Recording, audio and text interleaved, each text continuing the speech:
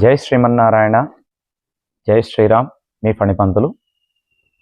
నన్ను యూట్యూబ్ ద్వారా ఒక భక్తురాలు అడిగిందండి, స్వామి హనుమానికి ఎలా పూజ చేసుకోవాలి, ఆంజనేయ స్వామి యొక్క పూజా విధానం, దాని గురించి మనం తెలుసుకుందాము.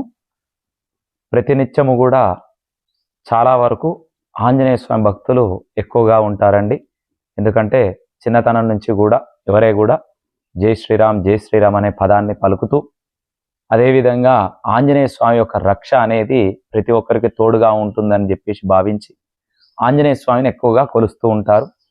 దానికి గాను మనము స్వామివారిని ఏ విధంగా కొలవాలి అన్నట్లయితే, ముఖ్యంగా ప్రతిరోజు నిత్యము కూడా ఆంజనేయ స్వామి కనుక పూజ చేస్తే ఇంట్లో స్వామివారి యొక్క పంచముఖ ముఖాలు ఉన్నటువంటి ఫోటోను పెట్టుకోండి. మామూలుగా అందరూ కూడా ఈ మధ్యకాలంలో పర్వతాన్ని ఎత్తుకొని వెళుతున్నటువంటి ఫోటోను పెట్టేసి పూజ చేస్తున్నారు. అలా ఉండకూడదు. స్వామివారు అభయాన్ని ఇస్తూ ఉండాలి. ఏకముఖమైనా పర్వాలేదు, పంచముఖమైతే చాలా అద్భుతము, మంచి ఫలితం దక్కుతుంది. అయితే ఆంజనేయ స్వామి వారికి ముఖ్యంగా పండ్లు ఫలాలు బాగా ఇష్టం కాబట్టి పూలు పండ్లతో స్వామివారికి నిత్యము కూడా పూజా విధి చేసుకోవాలి, దీపారాధన చేసుకోవాలి, ధూపదీప నైవేద్యాన్ని పెట్టుకోవాలి. మంగళవారం రోజు మాత్రము స్వామివారికి మనకు దగ్గరలో దేవాలయం ఉంటే 11 లేదా 21 తమలపాకులను ఇవ్వాలి. మన గోత్రనామాలతో అర్చన చేయించుకోవాలి. ఇంట్లో కూడా ఆవు నెయ్యితో దీపారాధన చేయాలి. స్వామివారికి పొప్పడి పండు, అరటి పండ్లు, అదేవిధంగా మినపగారెలను నైవేద్యంగా పెట్టాలి.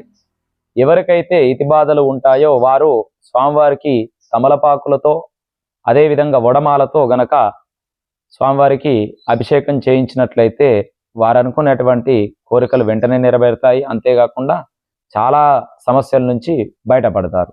ఈ విధంగా ప్రతి మంగళవారము మనము స్వామివారికి ఉదయాన్ని ఈ విధంగా పూజ చేసుకొని సాయంత్రం సమయాన ఆంజనేయ స్వామివారి యొక్క దండకము చాలీసాను గనక మనం పారాయణం చేసుకున్నట్లయితే, ఆ విధంగా సుందరాకాండ పారాయణం కూడా విన్నట్లయితే మంచి శుభ ఫలితం దక్కుతుంది.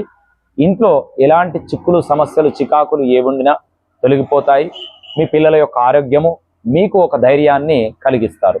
ఈ విధంగా మనము మంగళవారం రోజు ఆంజనేయ స్వామి వారికి ఈ విధంగా పూజ చేసుకోండి. అంతా శుభమే కలుగుతుంది. జై శ్రీరామ్, జై శ్రీమన్నారాయణ.